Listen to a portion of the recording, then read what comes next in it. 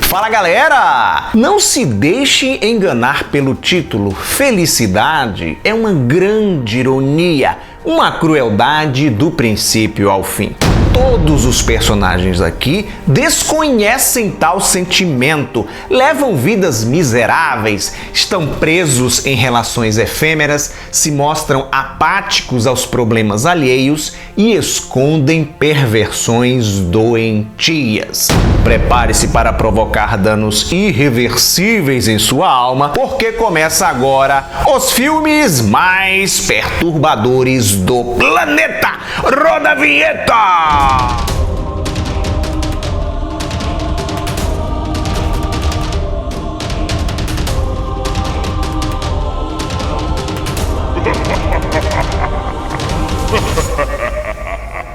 Alguns cineastas possuem uma visão de mundo muito particular.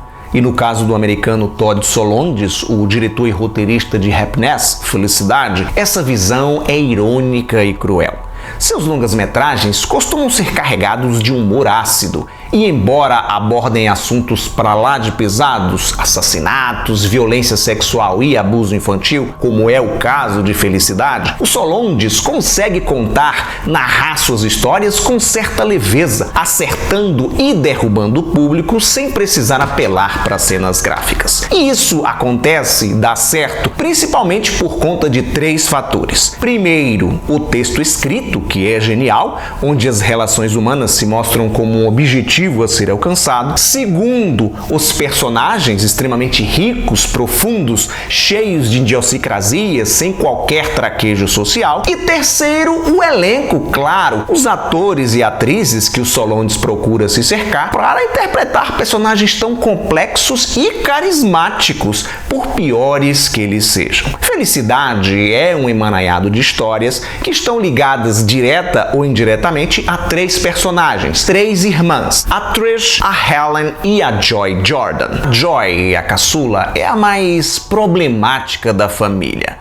Uma moça frágil, inocente, que apesar de já estar na casa dos 30 anos de idade, ainda mora com os pais, não consegue se sustentar nem engatar um namoro. A cena de abertura, onde ela está terminando um relacionamento, é tragicômica. A Helen, a irmã do meio, é uma escritora relativamente famosa que não consegue se conectar emocionalmente com ninguém, mas vende a imagem de que é uma ninfomaníaca, uma mulher forte que subjuga os homens. As protagonistas dos seus livros são assim, sobreviventes da violência que deram a volta por cima. A Helen vive descontente com seu trabalho, se julga uma farsa, porque ela não é a mulher empoderada que todos acreditam. Only I'd been raped as a child, then I would know authenticity. A escritora tem um vizinho que é louco por ela. O cara, a timidez em pessoa, não tem coragem de se aproximar. Então, o jeito é passar uns trotes eróticos pra moça de vez em quando. A Trish, a mais velha das 3 irmãs, vive uma felicidade efêmera. É casada com um conceituado psicanalista, mãe de 3 filhos, sua família tem certa estabilidade financeira, enfim.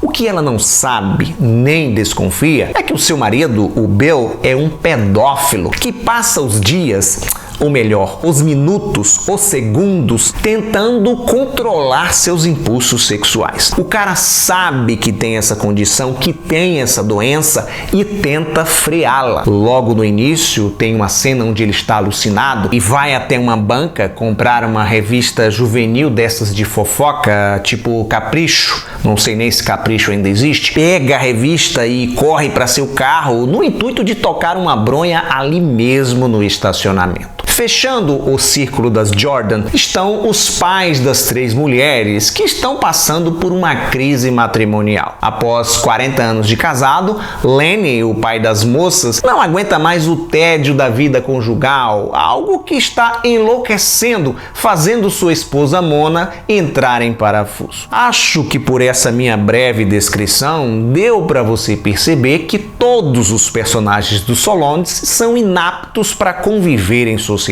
E na vida real é bem isso mesmo, nem todos conseguem se encaixar nesse modelo, nesse padrão social que nos é imposto. Falar mais sobre o longa-metragem pode estragar a experiência de quem ficou curioso, curiosa e pretende assistir. Porém, mesmo assim, eu preciso falar mais, comentar sobre as cenas pesadas e desenvolver minha linha de raciocínio. Se você tem costume de acompanhar o quadro dos filmes mais perturbadores, já sabe, né? Para pular o trecho dos spoilers, basta acelerar o vídeo até essa marcação de tempo aqui.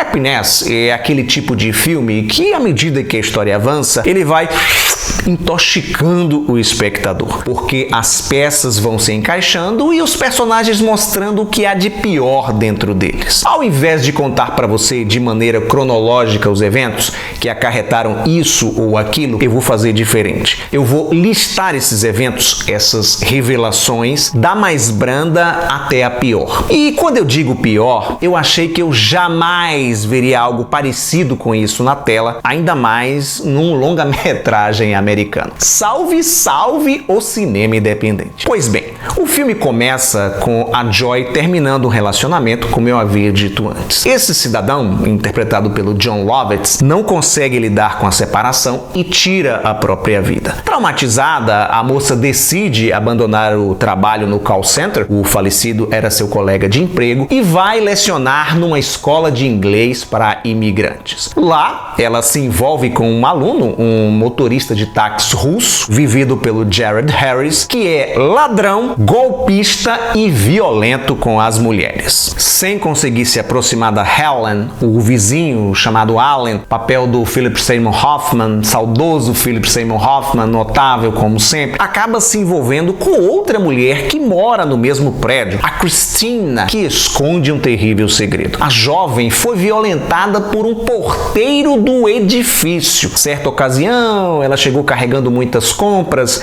e esse sujeito, todo solícito, foi ajudá-la. Um senhor de idade, inclusive. E ao chegar ao apartamento dela, o homem resolveu atacá-la. Acontece que a Cristina reagiu, matou o cara e, fatiou o corpo em pedacinhos. O ápice das monstruosidades acontece dentro da casa da Trish. O seu filho mais velho, o Timmy, está na pré-adolescência, 11 anos de idade. Um belo dia, um coleguinha vem dormir na residência deles e o Bill fica bem eufórico, perde o controle e dopa todos eles, inclusive o garoto. Vida segue. O menino retorna para a casa dos seus pais e passa a apresentar uma fraqueza, estranhos sinais de saúde, inclusive sangue nas fezes.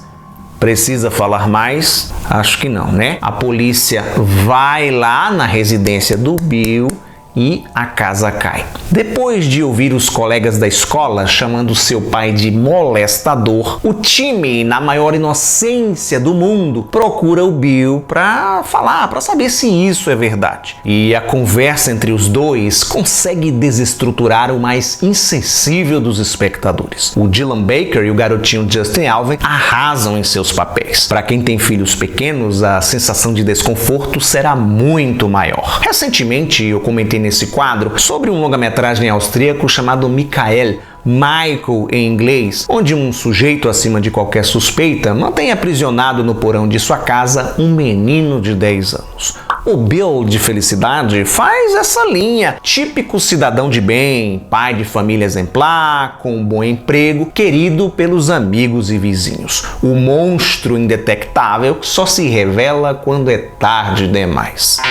Felicidade é um filme incômodo, muito incômodo, uma crítica pesada e mordaz ao American Way of Life, a hipocrisia presente nos lares da classe média americana. Durante um bom tempo, sobretudo na década de 1980, o que bem o cinemão hollywoodiano exportou foi a imagem de uma vida aparentemente perfeita dessas pessoas moradores dos subúrbios. Vencedor de vários prêmios, Happiness pavimentou o caminho para outras obras nessa linha que surgiriam nos anos seguintes, como Beleza Americana, do Sam Mendes, e Little Children, Pecados Íntimos do Todd Field. Se você é aquele tipo de espectador que não consegue mais prestar 100% atenção num filme, precisa de 5 em 5 minutos ficar checando o seu celular, não gaste seu precioso tempo assistindo Felicidade. O longa-metragem, que foi feito para públicos mais maduros, não permite distrações. Para que a obra funcione, é preciso que haja uma conexão, uma empatia por aqueles personagens. E isso não é algo difícil, visto que o elenco dá um show de interpretação. As cenas macabras ficam subtendidas. Nada, absolutamente nada é mostrado. A força, o impacto do filme está nos diálogos, ora comoventes, ora sinceros até demais, que machucam, que perturbam